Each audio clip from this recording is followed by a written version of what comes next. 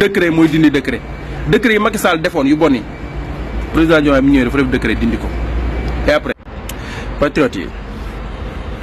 est-ce que xam ngeen ni Sénégal am na ñoo xamante ni bu ñu sañoon tey bu leen dara feeñu woon li leen waxal dara lan nga bëgg bu ñu sañoon président Diomaye président Ousmane Sonko dañuy échec. am na ñu bëree bëri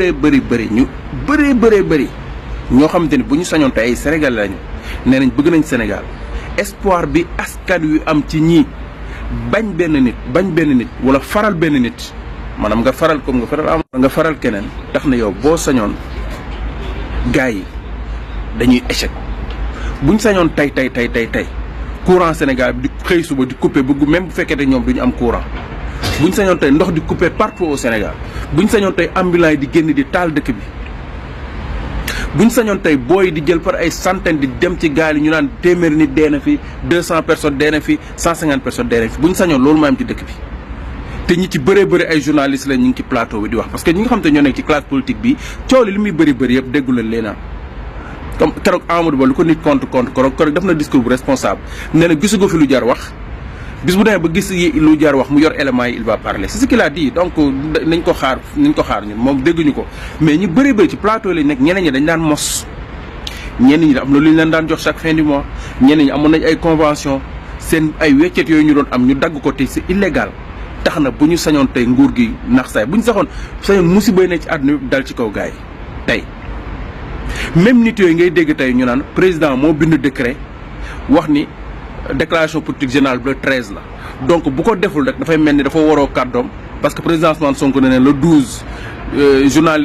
député yi dinañ xool leneen lu ñu def lu dul tala nekk député donc ñoom fi noonu ñi ngi xaar déclaration politique générale bi am le 13 pour ñu ni président wedd na Ousmane Sonko wala président bi dissoudre ko ñu ni li Ousmane Sonko wax moo tax mu dissoudre ko pour indi benn jiixi jaaxa mooy même journaliste yi nga xam te ne ñoo fen seen fen yi dem wax la xew Touba te lañ te wax waxi jaxase kese la pour mu wane ni président Ousmane Sonko dafa dem yoole président Diomaye Faye wane ni moom xamul Ousmane Omar Diagne nangam président Diomaye moo ko maanaam indi benn jaxase lañ wax li ñu wax ni moom Touba te fekkewuñ ko ñaari kilifa yi doon wax yow xamoo ci dara lañ fa wax it affaire u jaxase la indi jaxase diggante ñaari nit yi wane ni comme si kay dafa déw yàlla problème bi président Diomaye Faye ni moom xamu ko ñoom mook Diomaye moo ko xam prison la xamante ak moom xaritam la moo ko fal man su may nekk ci maa waxu saytaane te même nit yi ñooy alimenté débat boobu mais lu jëm ci assemblée nationale patriote yi président li mu war a def te jàpp naan loolu lay def mooy da koy dissoudre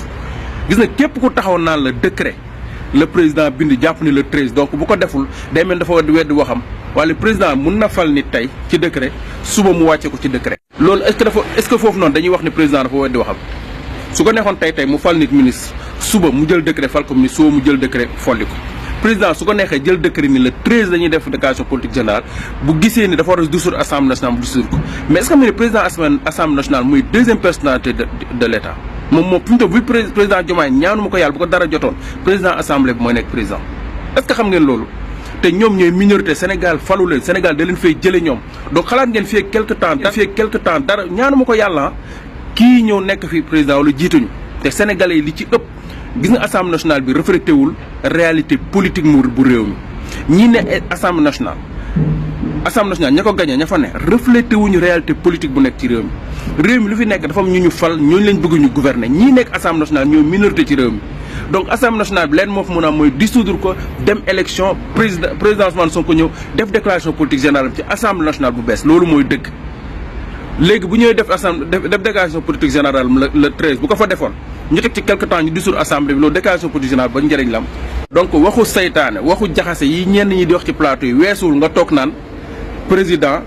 décret bu dissoudre le 12 dafay mel dafa weddi waxam ndax le 13 la ne dañuy def déclaration politique générale loolu ay caaxaan la président su ko neexee mu fal nit lundi mardi mu démenté ko su ko neexee mu fal nit ci décret 8h et demi mu defaat décret wàcce ko donc ni mu mën a joxee ni nañ def le 12 décret moo ko moom su ko neexee ni le 13 ñu def déclaration politique générale su ko neexee le 12 mu dissoudre assemblée nationale décret mooy dindi décret yi Macky Sall defoon yu bon yi président Diomaye bi ñëwee dafa def décret dindi ko et après